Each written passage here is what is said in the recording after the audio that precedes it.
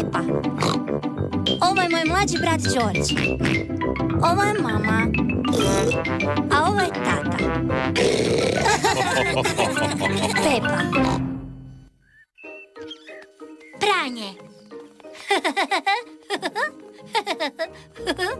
Danas ujutro tata pere. Tata, kakva je to majica? To je moja majica za nogomet. Danas popodne tata igra nogomet. Ali najprije moram otići na posao. Vidimo se kasnije. Bok! Bok!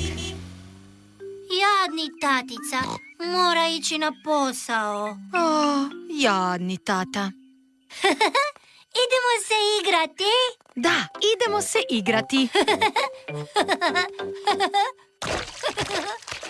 Pepa voli skakati gore dolje po blatnim lokvicama. George voli skakati gore dolje po blatnim lokvicama. Mama voli skakati gore dolje po blatnim lokvicama. Ojoj. Mama, poprskali smo tatinu nogometnu majicu blatom. Ne brinite, sad ćemo je oprati. Brzo ćemo je oprati, a tata neće ni znati da je bila zaprljana. Nađimo još stvari za pranje. O, moja haljina je isto malo blatna. Mama i George su našli još stvari za pranje. Jako dobro, George. Stavit ćemo odjeću unutra i uključiti pranje. Stroj za pranje rublja napunio se vodom i sapunicom.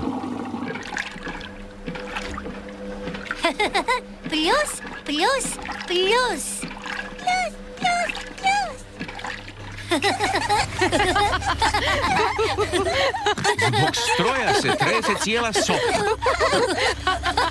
Ali Pepa, gdje ti je haljina? Ja ju perem. Što? O, ne. Vidi, mama, moja crvena haljina je sad opet čista. Da, Pepa, ali pogledaj što se dogodilo ostaloj odjeći. Ojoj, Pepina crvena haljina je obojila ostalu odjeću u rozo. Roza nije baš najbolja boja za nogometnu majicu. Tata se vratio s posla. Bok svima! Bok, tatice. Tatice, imamo jedan problemčić i mi... Reći ćeš mi kasnije, mamice. Moram se spremati za nogomet. Gdje mi je majica? Ovdje. Baš si smiješna, Pepa. To je mamina haljina. Roza je. Ne, tatice, to je tvoja majica. Bila je malo blatnjava. Pa smo je oprale. I sve je nekako pošlo krivo. Oprosti, tata. Ali ne mogu obući rozu majicu za nogomet. Zašto ne, tata? Roza je baš lijepa boja. Što ti kažeš, George? George ne voli rozu boju. To su tatini prijatelji, gospodin Bik, gospodin Zec, gospodin Poni, gospodin Zebra. Hoće li tata igrati nogomet s nama? Doći će za trenutak. Moja ekipa je u bijelom. Trebam bijelu majicu. Ali, tata, imaš bijelu majicu. Samo skini jaknu. Vidiš? Fantastično! Hvala ti, Pepa. Bok svima. Bok, tatice! Lijepa majica, vrlo zgodno. Hvala vam. Idemo.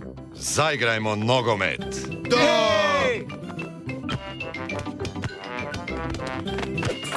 Gol! Hurra! Tata, zaprljao si cijelu majicu. Naravno, Pepa. Majica za nogomet i treba biti blatnjava. Tata voli igrati nogomet. Svi vole igrati nogomet, pogotovo kad je blatno.